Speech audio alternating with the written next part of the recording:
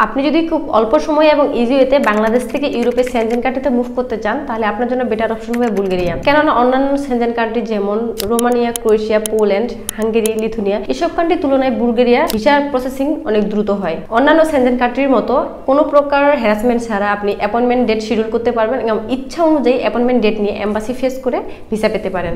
বাংলাদেশ থেকে যদি আপনি বুলগেরিয়া যেতে চান, সেক্ষেত্রে আপনার ডকুমেন্টসটি লাগবে পাসপোর্টের scan copy, Bangladeshi police clearance, সেটা অবশ্যই বুলগেরিয়া এম্বাসি থেকে অ্যাটাস্টেশন হওয়ার লাগবে, এবং লাগবে আপনার সদ্য তোলা একটা ছবি। বুলগেরিয়াতে বর্তমানে প্রচুর পরিমাণে স্কিল পার্সনের চাহিদা রয়েছে। আপনি যদি স্কিল পার্সন হয়ে থাকেন এবং সেই নির্দিষ্ট কাজের অনুযায়ী আপনি যদি ভিডিও এবং এক্সপিরিয়েন্স সার্টিফিকেট দিতে পারেন, তাহলে আপনার ভিসা পাওয়ার চান্স অনেক বেশি থাকবে এবং অন্যান্য আনস্কিল ক্যান্ডিডেটের তুলনায় আপনার স্যালারি রেঞ্জটা অনেক ভালো থাকবে।